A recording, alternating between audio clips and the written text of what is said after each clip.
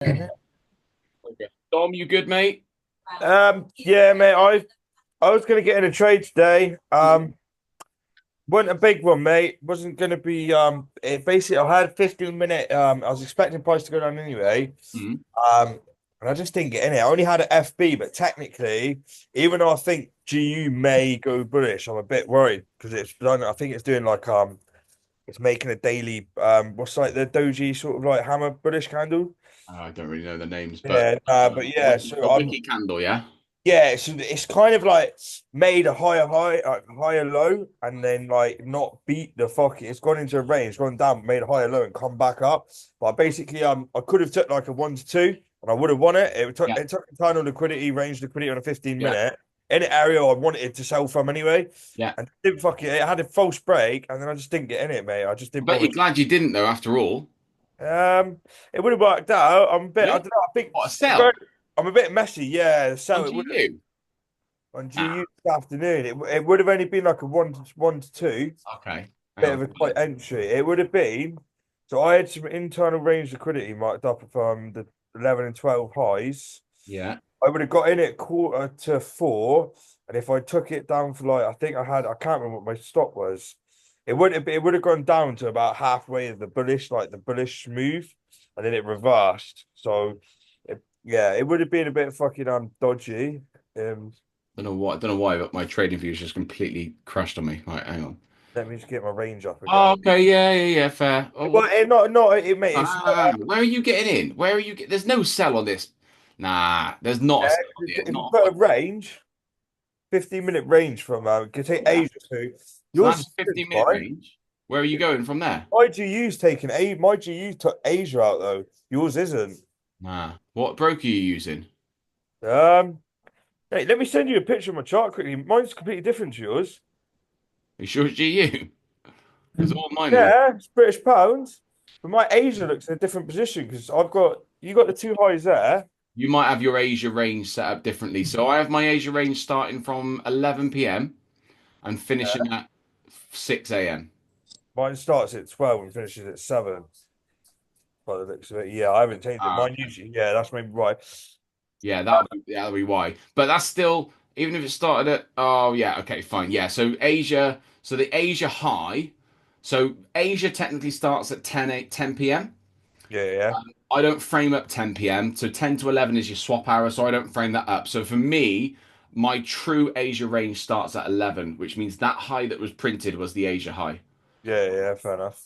Yeah, I think I start mine a little I differently. can I can look, I can see the sell in the morning. I can't see the sell this afternoon though. Yeah, I took out them little highs and it was above 50 percent of the range. It only had FB, which is why I didn't enter it as Yeah. well. And then obviously we had the higher low get made here instead Yeah, of so that was definitely the right technically, decision. yeah, Def technically we should have fucking like yeah. if I wanted to sell more, it should have gone like kept going. But Yeah. because that higher low, I was a bit like and then I looked on the daily and then it's kind of like respecting Yeah, it's on definitely the right decision. I'll tell you why. So your FB entry, so your Model 3 reversal, okay, is a high risk entry. You only want to use it in extremes. So you'd only yeah, want to use it in the top 25%. So if yeah, this right. section of price here was up there, you could enter it all day long. You've got a much higher probability of that trade playing out. Obviously, in this bit, we're stuck in that dead zone. That's where you do want the FB and the TB. Obviously, I mean, technically there's an FB and technically there's a TB there. It just looks a Yeah, bit shit.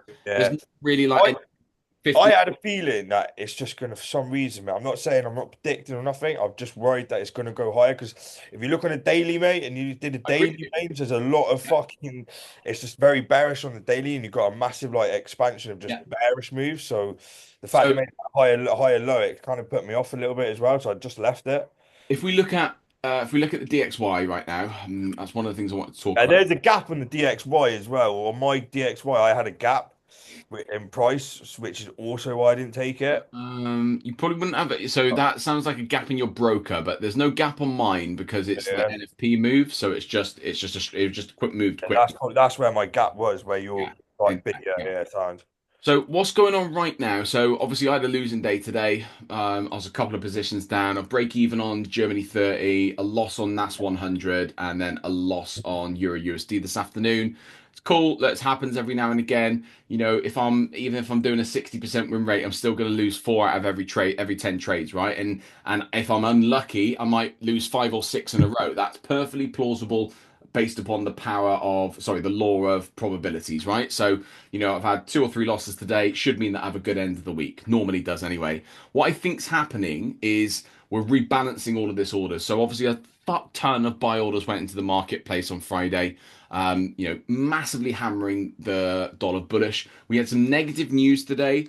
So, PPI doesn't normally have a huge impact on price, but we did have some negative news. So PPI, core PPI, which is the change in price of goods, but excludes like your services, so like utilities and things like that. So that was forecasted at 0.2%, actually came out at zero point 0.0, and then our main PPI obviously came down at 0.2. So negative news. I'm not saying that this is going to have a huge impact on the dollar, but it definitely meant that we had a good reason to go short. Now, until I broke that low there, I was still relatively bullish on the dollar because until that happened, for me, I was just looking at this as a first break here. Mark that on like that. And then obviously we've then had our true breakdown there. So that's our true breaker structure now. So we have now, short term anyway, confirmed bearish. However, if we look at the overall structure, we're obviously in this quite clean range. You can see it is actually really clear on the 8 hour time frame. Look, so you're in a very, very nice clear range here to here. Okay, we're now in extreme of the discount area, which is good for us as traders. And so, my expectation is we'll probably come back down. We'll come in, tag something like this, maybe sweep that low. We have got a little bit of liquidity there we've already taken and then had a bit of a reaction off. So I don't imagine we're going to come and reject from here. So it does make sense for the low to be broken because there's no liquidity sat in here, guys. You can see it's just a straight shot down. Price will either do one or two things. It's either going to generate its own liquidity and then sweep that liquidity. So it's going to generate that and then sweep it. So false break setup, complex reversal, trap, and then a push higher. Or it's just going to keep coming down overnight. It's going to come down overnight. It's going to take out that low, and then it should give us a long setup from there, and we can get in something like that. Okay, so I'm still overall long.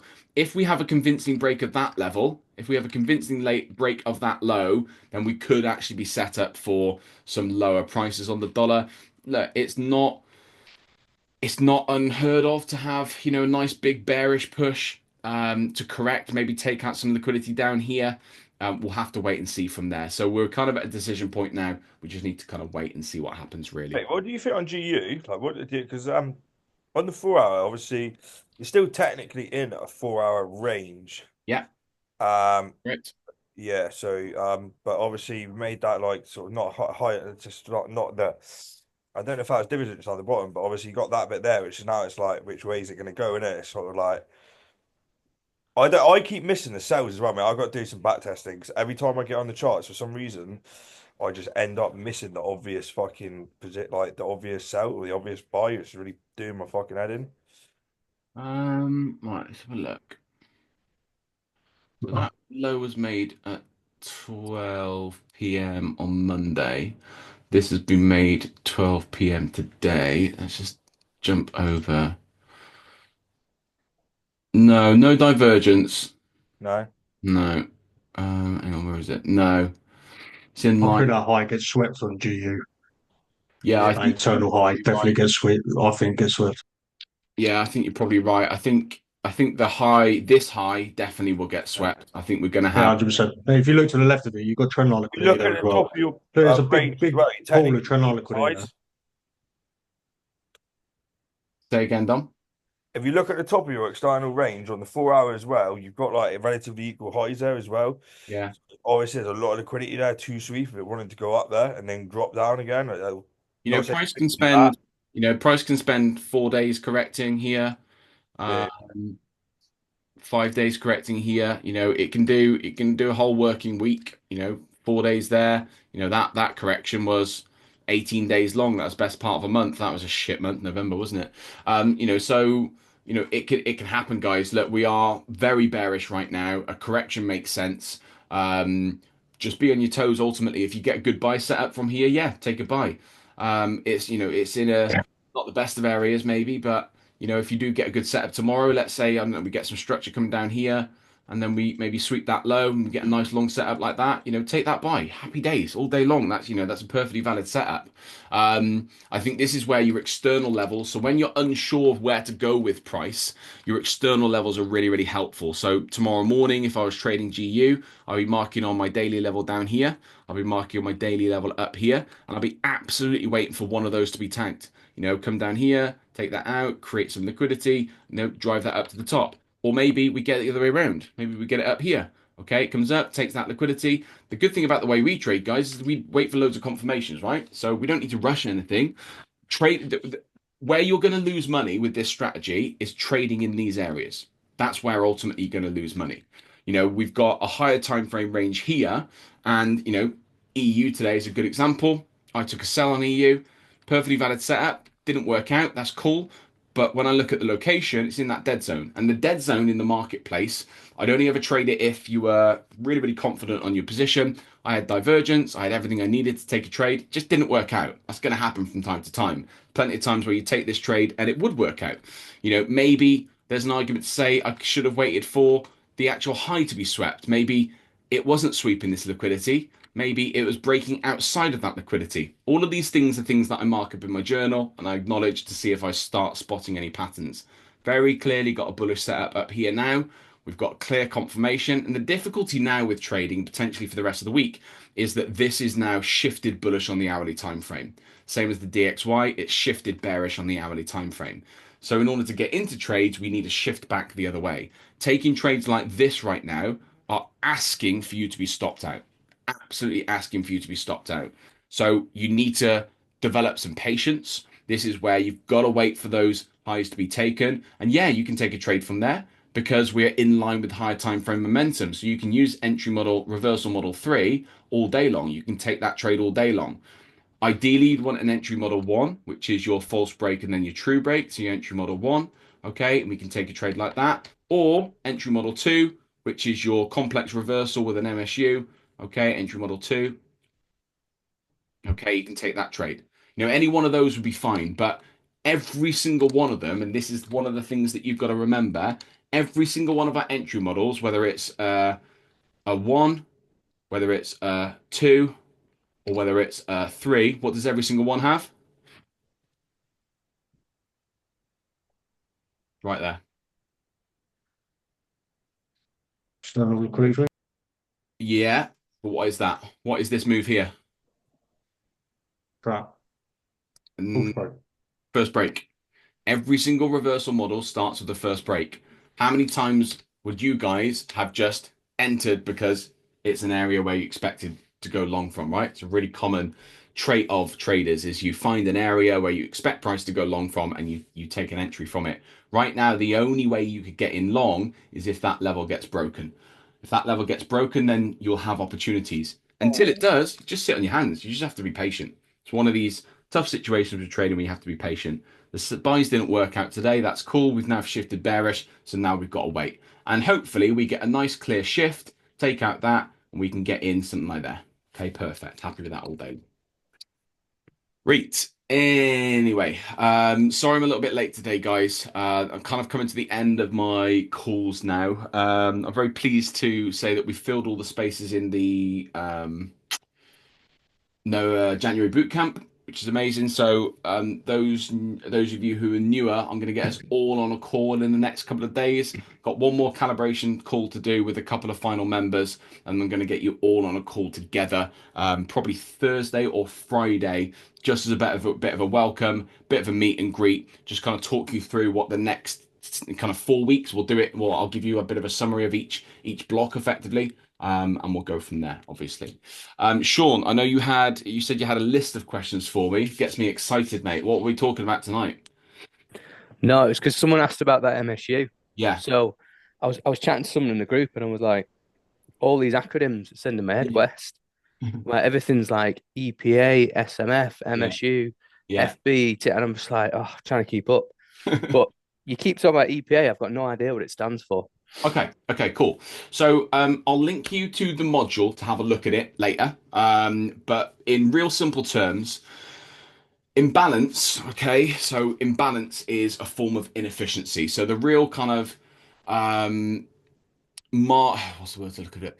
The It's real not so much how it forms and where it is. It's just what does it mean? What does it stand for? efficient price action. Right. Okay. Because I don't, so far in all your videos, you've not actually mentioned it yet.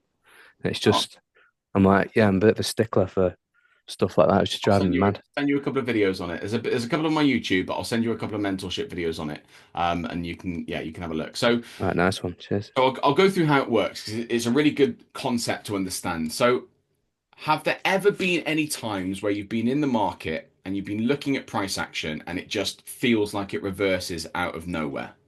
So you're looking at structure, whatever it may be, and you just it just seems to reverse from like nowhere. So this is a good example. This little example here, okay?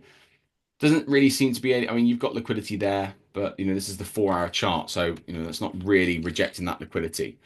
So, you look at that, and I remember there were so many times where I used to scratch my head and kind of wonder why, this happens. And, I learned a little bit about imbalance. So, obviously, for those of you who know, imbalance are these areas between the wicks of two previous candles. So, technically, there to there would be the imbalance area, which is obviously a large volume of buy orders, a larger than a lot an order an amount of orders that is so large it hasn't been able to be balanced before prices obviously rocketed up. Sorry, it's been a long day. My words are failing me. Okay. So this means that too many buy orders have been in the marketplace. The market becomes inefficient ultimately. That's what imbalances are. There's an imbalance in the marketplace. The market loves to rebalance these areas. And the reason for that is because when the markets shoot up, there are lots of other sell orders that need their opposing sides settled ultimately. So price has to come down to those same areas so orders can be settled, and every buy there's a sell, every sell there's a buy. You understand the concept of the markets. I'm sure most of you understand that. Okay. So imbalance is a form of inefficiency. Okay. It's areas on a particular candlestick that have become inefficient.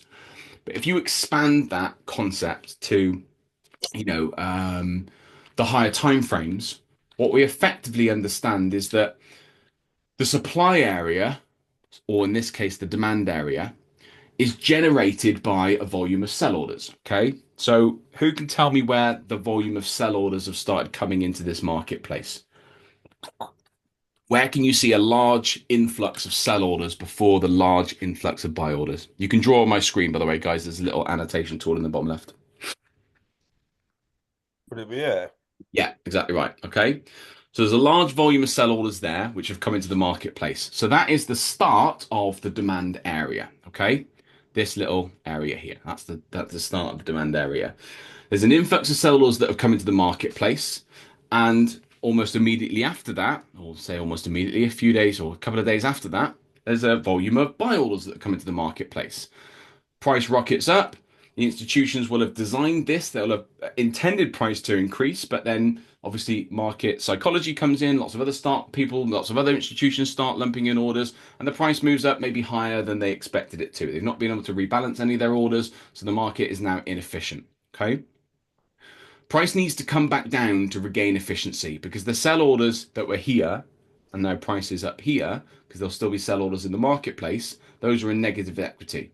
So they have to sell the market back down in order to regain efficiency, settle out their positions, close their buy orders, settle out their sell orders, and then obviously add in more buy orders to push the market up again. Okay, that's how it typically works in cycles. So where we know the supply is, and we normally would take this from the higher time frames, we can draw a line from the top of the supply or the demand in this example. We can draw a line from the top of the demand, and that then becomes our EPA level. Okay. Now, the markets hate being inefficient. It's the one thing that they dislike more than anything else. So markets will typically always regain efficiency, which is why you won't often find these absolutely everywhere because the market does a really good job the market does a really good job of regaining its own efficiency. So you'll notice most ranges, as you'll see from here to here, okay, most ranges hasn't quite tagged that one. But there's one here to here, okay. Most markets will regain their own efficiency, and there's very rarely, okay, very rarely situations where it stays inefficient for too long. And you'll find areas like this, like that's a perfect example, okay? What in the earth has caused price to wick down to 1.9 pips and then immediately reverse? Okay, it's regaining the efficiency and it's settling out those orders. So it's the exact same concept as imbalances and why imbalances are retested, but it's on a grander scale and it's using institutional money. That's effectively what it means. Okay. You don't find them a huge amount of times because, like I said, the marketplace is really good at making itself efficient. And there has to be a very clear gap. So, for example, you need price moving away. This I wouldn't class as EPA because it's just, there's not really been a clear gap there. Whereas, let's just try and find another one.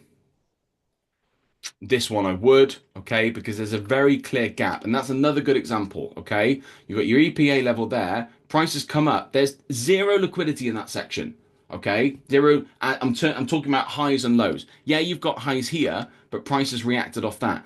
What reason has price got to reverse from here? It's the EPA level. So you may know them as breaker blocks, you may know them as break and retest areas. There's lots of different terminologies for it. I learned it as efficiency and inefficiency. And one of the things that the market hates is being inefficient. So when you're looking at the marketplace, if you have a section of price like this, and this kind of links up with our internal external liquidity theory, our expectation is price is going to do one of two things. It's either going to come back up into 50% up here, or it's going to come back up and retest EPA, which is the low of the supply that created the high that started the move down.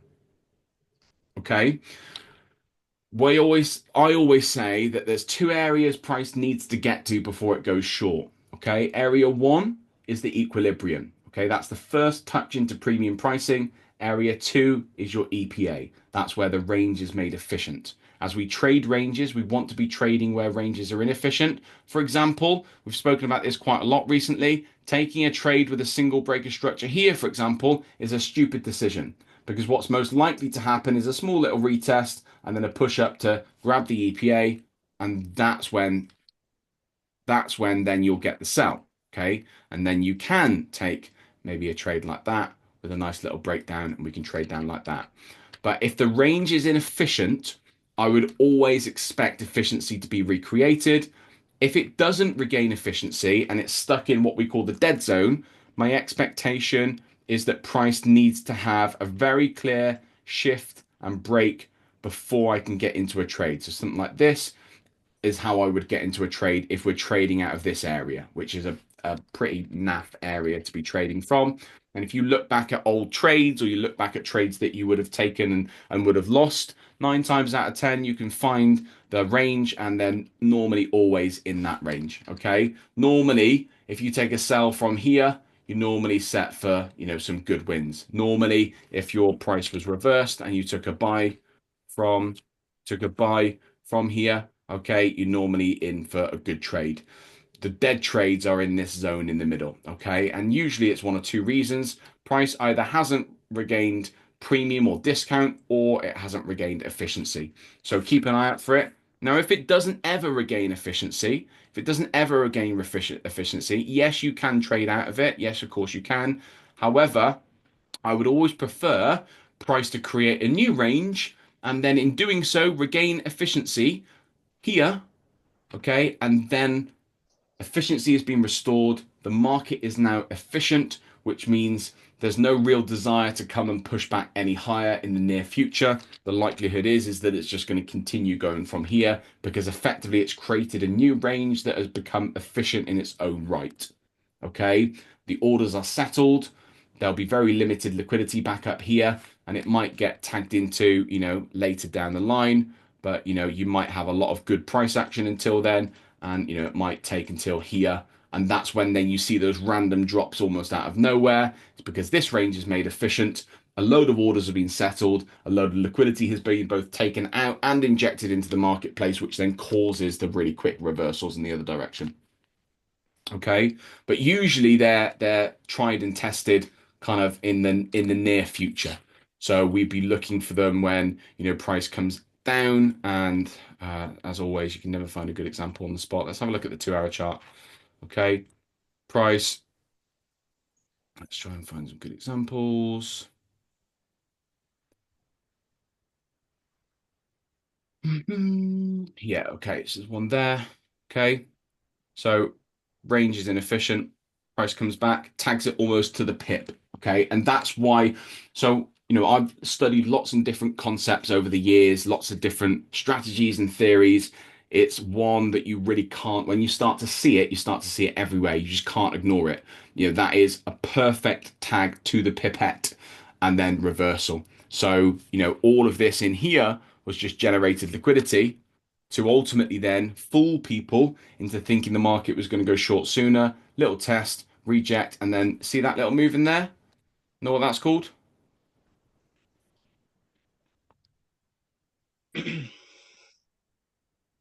ISU, is it? ISC. ISC, Yeah, that's ISC, it. The that's it. ISC move, okay? Institutional sweep candle. That is a perfect example of the institutions injecting orders into the marketplace, immediately reversing it, giving us an MSU setup, which is here, okay? And then we can take a trade off the back of that. Nice safe stop above there. First target, second target. That is, you know, picture perfect entry. If all trades look like that, you know, we'd be very, very well. If every day the markets look like that, we'd be in a very, very good position. All right.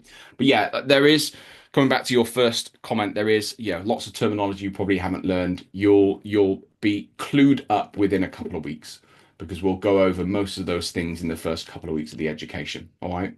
Yeah, nice one. I'm conscious of the fact that obviously early days and I've not watched all the videos and stuff yet, so Yeah. I don't want to be like peppering loads of questions in the chat. But No, do it. That's what we're here for. And if I don't answer you, as you've seen very clearly, one of the other guys will answer you. They, you know, all the experienced guys, you know, who joined, you know, in November, so as recent as November, which is, you know, some of the guys on here, they know all the terminology. So if I'm ever not around or I'm busy and you put a question in like that, one of these guys will get back to you and let you know what it means.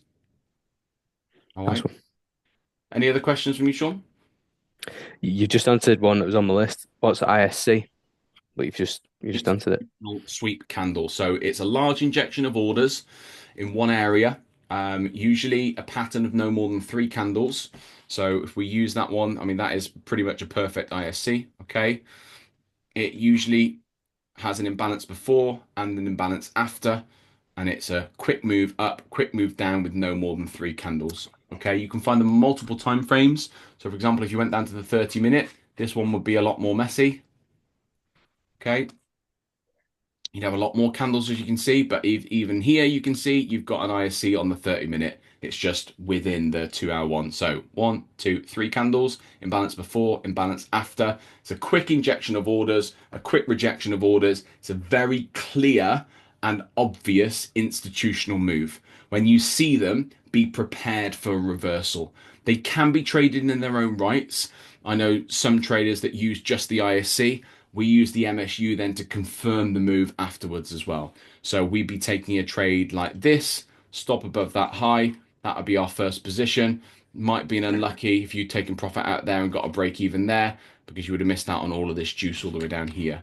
But yeah, it's a really, really powerful candle pattern. Doesn't happen all the time. Not every sweep is going to be an ISC, and you will sometimes get false moves. So there's a really good example there. Okay, you've had a false one there. The way to spot the false moves is that they're not usually rejecting any form of liquidity. So if you look at that one there, okay, price has come up. Okay, it's pushed past it with conviction. It's closed outside of it. 1, 2, 3, 4 candles. Then you've had the ISC there.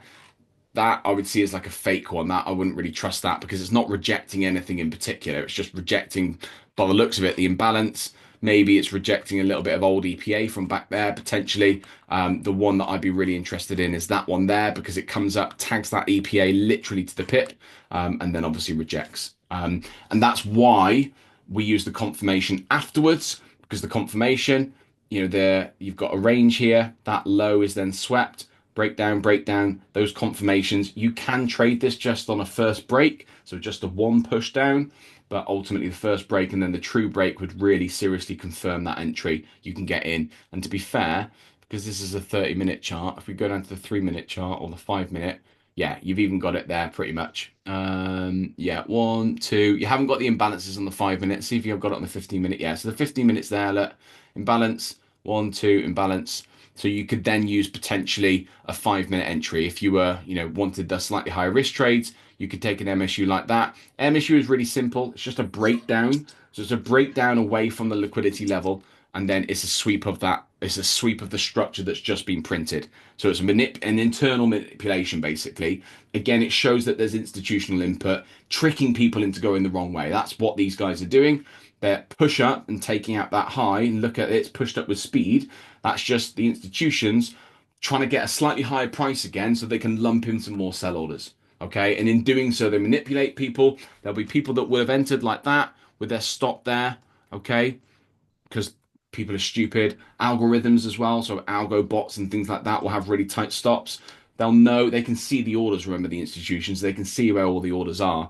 That move there with that massive imbalance, whenever you see an imbalance candle, it's the institution's fault. They're the ones who have done it. Okay, nobody else has that money. Not even the hedge funds have the amount of money that they need to move the markets. So those candles like that, where you have these big pushes with imbalances with speed, always be careful of them. A lot of people, I think most people, when they come into this style of trading, whether it's smart money or ICT concepts, whatever it is, they look at candles like that and they think, oh, that's a signal that price is going to continue in that direction. Fuck no, it isn't. It's the opposite. Usually it's the opposite. Usually that's a trick. Usually that's some sort of grab on liquidity that the institutions have designed because they know where the liquidity is sat. They can see the orders. They have access to the order books, remember? So they just pump the market up, grab all the liquidity that's sat above that high, and then they sell the market off. And that's why the MSU, again, is in its own self, is a very powerful entry for that reason, because it gives you these really clean setups that you can get into. Like if you look at all of this noise down here, okay, there's not really anything you can get into. However, you have then here an MSU, nice little engulfing afterwards. Take a trade like that, nice tight stop, and it's a pretty safe entry as well, because once you've had the manipulation, there's very there's not, if you think about it from an institutional point of view, once they've manipulated, why would they have any need to manipulate again unless they're reversing the marketplace? Again, when you break it down and you look at it from let's say this was a higher time frame, this is technically a first break, and this therefore is technically a trap. Okay, so the concepts and the strategy and the theory elements, they're basically all the same things. Okay. The MSU entry is just a false break and a trap, but it would be confusing if we used false break and trap again. So the MSU entry is nice and clean. You don't need to mark up a trap, you should know. And ultimately, I just mark it up with a red line to show my manipulation. Take my trade like that. Nice safe stop, something like that. Or if you wanted a risky entry, you could go like that, because then you can get some really great trades out of it.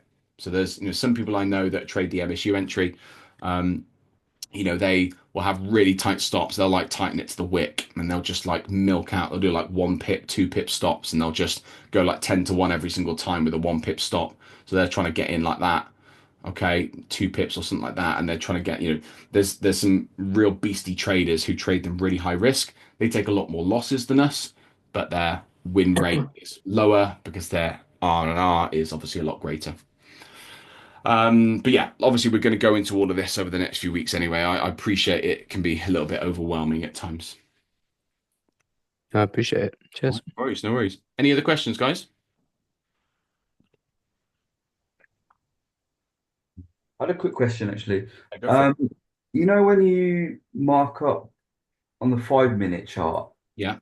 false break. So on the 5-minute, would you mark it up as a false break and a true break, and then when you go down onto the 1 minute, you mark it up as the IFB and ITB? Yeah, it's a good question, because I know this is a question that's been confusing people a lot lately. So it depends on the structure that's laying in front of you. And this, to be fair, is a really good example. Okay.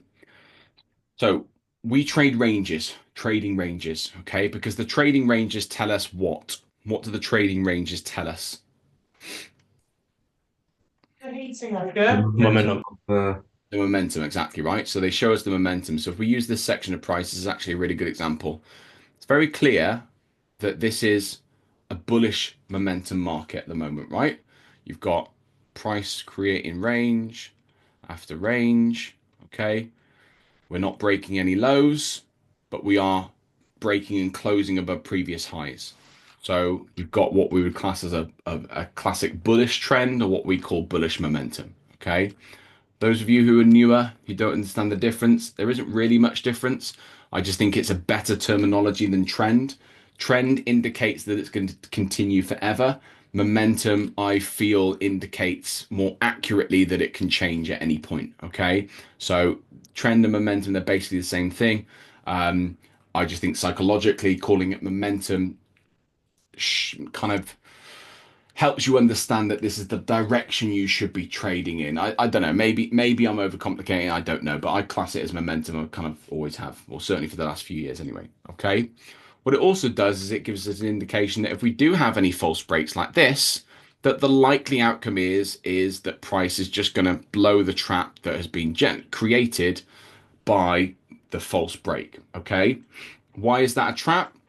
That's a trap because that break of structure, or what the smart money traders and lots of retail traders would call a break of structure, or a change of character, a chock, they would see that and they would expect price to go short from here. So they place lots of sell positions because they're stupid and they don't trade with confirmations. And then we are obviously buying into them. We're effectively blowing their traps.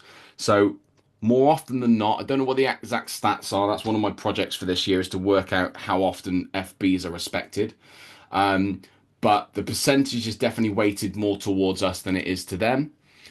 Is more often than not, if you have a first break in the marketplace, more often than not, it's just a trap to go higher still, or vice versa if we're in a bearish momentum marketplace. Okay. So the ranges ultimately tell us where our momentum is. And in this example, we can very clearly see that we have bullish momentum. I'm just going to delete all this stuff to the left so it doesn't get any confusing. Okay. The range that we're currently in determines the momentum of the marketplace right now. So right now, if you ignore the stuff to the left, to the right of this range, okay, right now this marketplace is bullish. Everyone in agreement? Yeah. Yeah, cool. Which means technically we haven't shifted bearish until what happens? we True get break. true break, True break, yeah, and what do we need before that? false First break. break, right? Okay, so we need our first break here, okay? And the first break is taken from the external levels, okay? To have a first break, to have a true first break, a TFB, if you want to call it that, or a TTB, okay, has to be an external level. And the external levels are based upon our ranges, right? I've So, got a question for you, Jack. Stop right there. Why is that internal low there, not your false break? The one that failed to make a new high? because it hasn't broken external structure. Yeah, but that's failed to make a new high, so is that not the low that it needs to break? Just above your FB, the low, just above your FB. What, here? Yeah, because that's not a range. It can only be a range if price had done this and created a new range, which it hasn't done. So that's not your false break there. No. What that would Okay. be, what that would be is an internal false break, because it's inside the 5 minute range. Okay. External liquidity is here. So if we want to make it clearer, this is technically an EFB, an external false break. Okay. And this is technically an ETB, an external true break. Okay. ETB, EFB, I just call them FBs and TVs. Okay. This is internal because it's inside that range. If this had created a new high, then Sam, you would be right. That would be just a normal FB. But because it's within that range and it hasn't created any new structure of itself, it's internal. And the reason why we differentiate between them is because internal structure will always have less weight than external structure. Again, think about it from a momentum perspective. The institutions have seen fit to create new price structure. They've had to break through all this liquidity. They've had to swallow up all those orders that were sat above those highs in order to get the market up to this. It's taken a lot of cash to do so. Internally, there's less liquidity in internal areas because there'll be less people placing highs, placing liquidity inside these levels. If you think about it again from a dumb money perspective, the liquidity, the main liquidity is going to be sat below and above ranges because that's the swing high and the swing lows. So in order to break those levels, it takes more money, it takes more cash, okay, which is why they're more effective. If the institutions want to break that level, it's because they want to push the market potentially in an opposite direction or grab enough liquidity to fuel the move higher. So this is a false first break, but it's worth acknowledging. And look, you don't have to acknowledge it as an internal or external. If you find it confusing, if you find it doesn't work for you, then you can just look at it as an FB because that is still a break of structure. I just think it's important to acknowledge where you can and can't use that. For example, how many times have you seen this? Let's draw this. So this is our range, okay? How many times have you seen this before? Loads, right? Yeah. Okay. You got your first break there, which we now know as an IFB. You've got your true break there, okay? And maybe you've got an external liquidity point over here from a higher time frame. Well, you could sell that marketplace, expecting price to drop out the sky and take out the next external level down.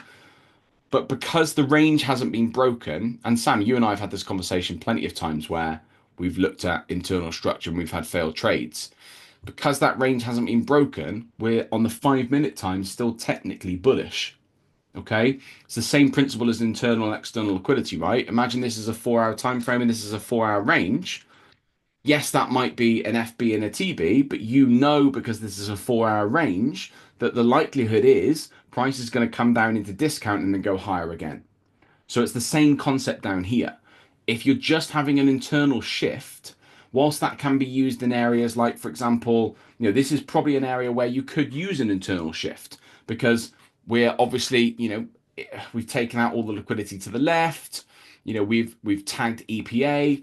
You're at a high value area where we could be looking for that shift. That's absolutely plausible and doable. If we draw on this range, let's say this is our trading range. We're there or thereabouts into the extreme of the premium as well. If we tighten it up a little bit, you're pretty much there into that premium pricing. So, yes, it could be an area that you do trade that. The risk that you face when you trade like that is that this is still bullish structure and therefore price could still go higher. So I wouldn't class it as confirmed as bearish until the FB and then the TB. So there are situations when we speak about this all the time where you can sell from a first break. Okay, you could sell from there because you're in line with higher time frame momentum and you're in a good area and all this other stuff. You could also sell from an internal first break and an internal true break because for all the same reasons you're in a higher value area. But the move isn't actually confirmed until you've had that true break. The market hasn't shifted momentum on your chosen time frame until you've had that true break. And if you look at this one, let's say you were classing that as an IFB, and technically we don't really get the TB until here anyway. So the same confirmation's needed. Does that make sense, guys? Cheers, mate. Yeah. Yeah? Cool. Right, we are at 8:30, but I was a little bit late. Does anyone Joe, would you class the other high up there as the high? What would you class that up as at the high? what high? So where the IFB is now, Yeah, so the high to the left of it, yeah. so where it switched. Um, Yeah, that yeah, probably. It's not the greatest of, yeah, it is structured to be fair. So you're probably right. That is the IFB. And therefore this would be our ITB, internal shift. So that would confirm. okay. So you would class those, okay. Yeah, that would confirm. Yeah, I didn't see that on close inspection. So, and this is so remember we spoke about this the other day. We pick ranges based upon round numbers, right? we go 5 minutes, 15 minutes, 30 minutes, 1 hour. Okay. But the market doesn't give a shit about that. The market's just moving how the market moves. So you look at this, and this might actually be much clearer on the 4 minute, for example. So let's look at the 4 minute. Okay, you've got a very clear IFB and an ITB there. Okay, so sometimes when you're looking at price action like that, and you're quite right, that is, you can see there's another range there. Sometimes you've got to switch around and play around with the time frames a little bit, depending on how refined you want to be. The 6 minutes might show it still kind of shows it, to be fair. So, sometimes you have to play around with the time frames a little bit to get it absolutely perfect. Like if I can't clearly see my range on the 4 hour, I might jump up to the daily just to double check it. I might look at the 8 hour, I might look at the 12 hour, I might look at the 2 hour, I might look at 1 hour. For me, I kind of bundle things into the same, really. I have my entry time frames, which is kind of 5 minutes and less. I've got my momentum time frames for my day trading, which is like 5 minutes up to 1 hour. And then I have my range time frames, which is anything on the hourly up to the daily. And sometimes you have to play around with those to get them right. We go through 4 hour, 5 minute, and 1 minute because it makes it easier to learn. But sometimes you've got to switch those time frames around a little bit to really understand what the market's doing ultimately. All right. Any other questions, guys? Can I just ask, one quick question about the ranges thing. So, if we had, like, for example, the higher time frame momentum is bearish, right? And we've drawn a 4 hour range. Yeah. And price is, let's say, currently, let's say, like the dead zone. Yeah. And then as we're dropping down the time frames, we might make we look at the 15-minute and we draw out a 15-minute range. Yeah. So going back to the concept that you just said, obviously, in terms of how we kind of look at where price is going in terms of the range, and if it hasn't broken, let's say, the 15-minute lower external range, then price, and it's made a new range showing bullish. Mm-hmm. A bullish range, but according to the 15-minute range, which is then heading to the external of the original 4 hour. The high, you mean? Yeah. You're saying you're getting price action like this? Yeah, basically, yeah. So imagine that. Yeah, so that's a 4 hour range. So imagine there's a 4 hour range to the left, and this is a 15-minute time frame right now. Yeah. And it's making more and more bullish price action. Yeah. Yeah. And so we're seeing new 15-minute ranges, Yeah. which are bullish. Yeah. Do we then take that as on the 15-minute narrative, I suppose, that price is bullish? Yeah. Bearing in mind that we do have a bearish 4 hour range. Yeah. External, which then if it hits that point, we could then go back to bearish. Yeah, exactly. So the hourly ranges, and this is where you've got you kind of have to have a bit of subjectivity. Okay. Let me just redraw that quickly. Okay. So let me just draw our range on first. Okay. So this is our 4 hour range. Okay. So if this is a tight range, your 15-minute chart probably isn't going to give you much opportunity to get in because, you might not have the right price action, for example, to actually be able to get into this with, a good entry. And you run the risk at any point that the market could reverse on you. Okay. So if it's a tight 4 hour range, really for me, I don't really want to be buying if I'm in the external level. Okay. If I've got a reason to go higher. So for example, if I've created both EPA and I've created, and I've passed my equilibrium point and my market's up here, I probably don't want to be buying that anymore because the risk of me going bearish is obviously now much higher. Okay. If, however, prices come down here, gives me a nice, trap setup like this with a false break, maybe. It depends on obviously so many factors, right? So many other confluences I've got to factor in. I will, however, acknowledge the fact that this is always going to be a high risk trade because what's stopping price just doing this? and then doing that. Nothing, right? Because we know we're bearish, yeah? We know we're bearish. We know that we could do that all day long. So that's the risk. You've got to remember liquidity has to have a purpose, right? So you've got to ask yourself, what is the purpose of price coming back up any higher? If it's created EPA, met equilibrium, grabbed premium pricing, and then rejected with impulse and leaving behind imbalances, I'd be questioning why would price need to come back up there? Doesn't seem to make sense, right? Because if it's had such a good reaction to whatever liquidity was sat in here, why would price need to come up any higher? Think about it. If you were a trader in there and you'd sold from there and price had gone all the way down here, you'd probably either break even or you'd move your stops down by now or you've taken your profit out. So when you think about it logically, price has to have a reason to come back up higher. So if it's a tight range, there's often not a huge amount of opportunities for me to get into that marketplace.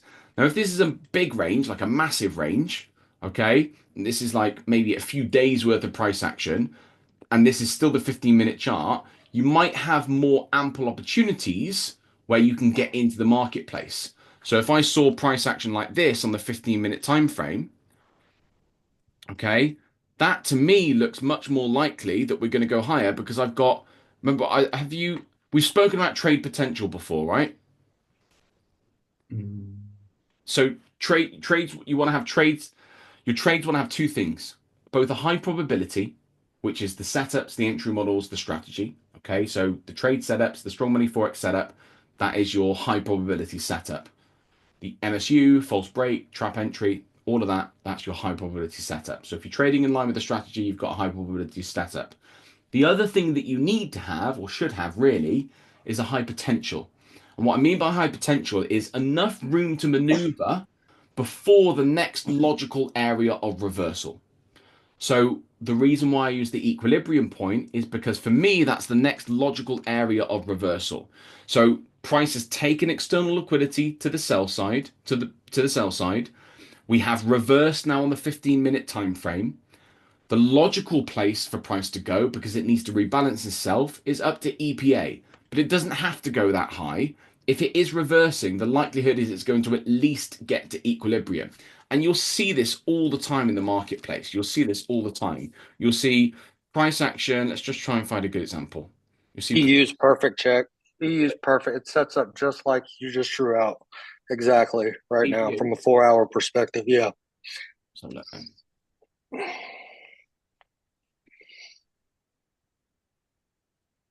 If you take the whole range on the 4-hour chart, it is exactly like you just drew out. And that's what I'm looking at the moment, you see. So And right now it's in the dead zone. Yeah. So yeah, you're right. It's a good example. Okay.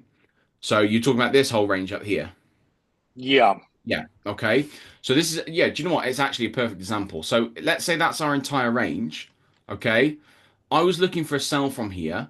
Okay. Because I felt like I had my EPA on my hourly time frame, price was balanced. And there's an argument to say that, that's two ranges. That's why I've drawn two ranges on. But probably on the 4-hour, the daily, yeah, it is just one range. Okay. It's just one range on the daily time frame. Okay. So this is a really good example because what price has done is it started to reject. It's fooled dumb traders in like me today. I was a dumb trader today. It's fooled me into thinking I was going short. I followed my strategy. I was happy with that. And ultimately what's happened is it's reached higher. We're now in an area where we could be looking for sells from. So when price has gone and grabbed liquidity like that, the likely outcome is price is at least going to come to equilibrium. Okay. The reason why I didn't factor that in is because I was actually looking at this as my range and I still have this marked on as a range. So I had two kind of 4-hour ranges on, but you're right. The daily range meant that price potentially is coming higher. We've also got a load of news liquidity in here. yeah, see, I've got that range, that second range that you just drawn there. I've just kind of drawn. I've got that at the moment. Yeah. So what I'm thinking is obviously I've been looking at, like, let's say the 15-minute time frame as well and drawing out 15-minute ranges. Yeah. It was just based on what you were saying as well, kind of made sense that price is obviously potentially targeting where it is at that external of that range. Yeah. Could then reverse. But then it made sense in what you were saying in terms of that 15-minute range. If you look at that, and if the ranges are going bullish, and not breaking the low, obviously, and it's going bullish. And then as you drop down to the 5 minute and the 1 minute, you can potentially see, I suppose, buys there until it gets to that external before you take the sell. Yeah, I think I know what you mean. I'm just trying to find our drawings, but I think I've lost them. Where have they gone? I don't know. Is that them? Is that them there? Yeah, it was. Right, let me get down to these bits again. We can take that buy then into that external liquidity on based off that 4 hour range because it's quite high up. Say again. Where that on that whatever that example was, I think it was EU Mm-hmm. on the short you were looking at. Would you have taken the buy into that like now at current price? Or No, would you take the the buy? buy I didn't take because it was like a end of day reversal trade, and it was towards the end of my trading day, so it didn't set up for me. And I'll be honest, I'm just not a huge fan of trading against momentum. I've just been stung so many times where the market just reverses on me all of a sudden. So I always prefer to trade in line with momentum, or just watch and wait and just hold fire, and see if we can get into higher prices. I think, with these counter trend or counter momentum plays, it's just really important to understand where your trade is likely to reverse from, and just to understand that you're trading against it. It's like you're trying to swim upstream. Okay, your trade's always going to have a harder time. It's always going to move slower. It's always going to have a lot more pressure to reverse on you. It's always going to wick down more. It's just everything becomes more difficult when you're trading against the momentum. So just going back to Haz's question, I'll go back and have a quick look at EU. Going back to Haz's question, if you've got enough room to maneuver, if you've got your trade has enough potential, i.e., this gives you 4R before the equilibrium level, yeah, great, knock yourself out. If however it only gives you 0.75, then that's not a very good trade potential. In fact, I've only actually got two until the external level, which we know is the extreme and is much less likely to be hit. So I would just be cautious with trading like that. It depends on the size of the range, depends on how much room you've got to maneuver. And EU is a good example right now, which is why I said earlier we're in a bit of a decision point with EU. We don't know where market's going to go. We don't know what's going to happen. We don't know if it's going to keep pushing higher. It looks like it's pushing higher at the moment. Does it just grab the liquidity at the top of that range and reverse for us tomorrow? Maybe. Does look quite convincing, this push though. So are we going to push even higher? Don't know. And this is where you run the risk of, like, tomorrow you could get a beautiful false break trap set up, try and buy into it, and then it fucking plummets out the sky. And that's why I would prefer to trade in line with the momentum if I could, ultimately. So this is, if this is our daily range, then we are sat slap bang in the middle of the dead zone now, which is a big kind of difficult place to get a trade out of. So, sometimes trading weeks go like this. Sometimes, well, the rest of the week will just be a bit shit and it just won't move much and it'll give lots of false entries and, it can make it really, really difficult. All we can do is just follow our analysis, follow our strategy, follow our theory, and just, if you're going to have some losing trades, you're going to have some losing trades. Just make sure every trade you take is really clean and in line with your trading plan, when the market's like this. Because if we'd had a nice bearish push this week, we'd be pretty convinced that we're just going to continue pushing bearish. Obviously, we've had some positive news, negative news for the dollar, which has obviously fueled a few of the buyers who are trying to settle their positions. Right now, market sentiment is probably, have a look. Yeah, so you see how market sentiment, full enough, is balancing out now. So, we looked at it on Friday and the market sentiment was like 80% and 20%. So 80% long, 20% short. And I just said, fucking sell the shit out of it. Okay, so this is all the retail traders right now on my FX book. Now it's balancing out. So we've got like 40%, 61%. So in my eyes, the dumb money is still on the short side. Okay, sorry, on the long side, that's still where the dumb money is. Okay, there's loads of liquidity below them, but we were 80 and 20 and we're now 40 and 60, which means we're much closer together. If we get to 50-50, that's where there's no kind of pull or push either way. So those are the difficult markets to trade. So just, be cautious out there is all I'd say next couple of days. If we look at, what else can we look at? Let's look at, is it invest.com? What's that? Investing. Investing, that's it. Mate, if the market sentiment goes to like 50-50, does that mean it'd be more of like a trappy market then, trying to trap Yeah. those? Yeah, it would be, yeah. If that makes sense. Fuck off. I hate all this shit that comes up. Right, let's go to, I haven't been on this for years.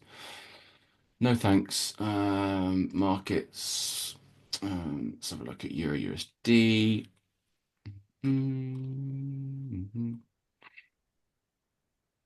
How did you ever end up trading that US 30?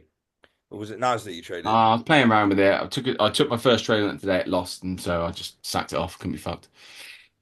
I like what I like, to be fair. Right, what do we want? We want news, analysis, and technical. That's what we want. So yeah, so like all the technical indicators are all buy, buy, buy. Everything's buy, everything's buy, everything's buy, everything buy. So look, you've got a very heavy buy market right now. It used to give you like, let's have a look at the daily. Obviously, the daily is looking still very strong. I swear it used to give you like all of them lined up. I don't know, I've not been on this for ages. Summary, strong sell, strong sell. I'm sure there's some data in here you can use. I swear it used to give you like all the time frames lined up. I swear it used to do that. Hourly, obviously very strong buy at the moment. 30-minute will be very strong buy. I think there's actually an indicator you can put on your charts that actually lines all these up together. I've got a strong feeling Pete knows about it. Let me try and find out what it's called. I think there's one. It's just a nice little confluence. Obviously, your higher time frames are all sell, daily sell, 5 hour neutral to buy. So we've shifted on the lower time frames. Basically, you can see all of our time frames have shifted quite a lot, but all of our higher time frames are still sell. So ultimately, we're just looking for that synchronicity, right? Because Friday last week, all of these time frames would have been in line with each other. So there's a few little tools like this you can play around with. And see. Let's have a look at what candlestick patterns gives us.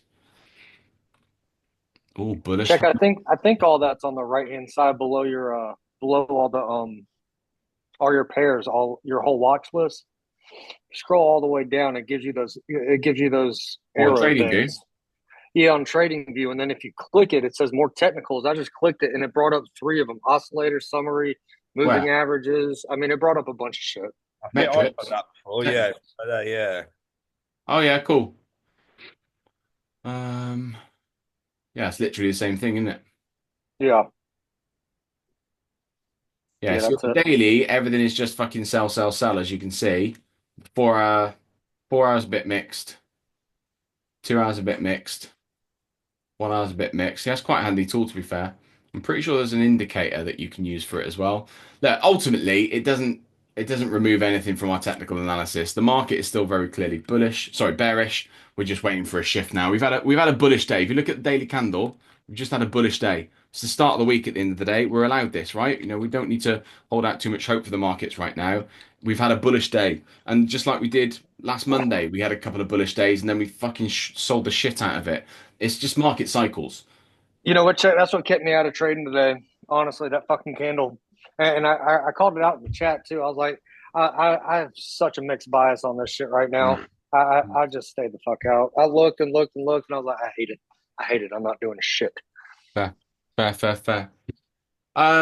guys, that was a good session. I enjoyed that one. Thank you for everyone who came with questions. Really appreciate it. Those of you who didn't have questions today or didn't get them answered, obviously fire them across to me. Those of you who didn't speak today, I want you to come with your best questions next session. We'll probably do next session. I've got a couple of welcome calls and bits and bobs over the next couple of days with some of the new guys. I'm going to be a little bit busier with them. But either Thursday or Friday, we'll have another team call. I'll put an announcement up. We'll do some like trade breakdowns. Hopefully, I've had a better week by that point because I had a bit of a shit day today.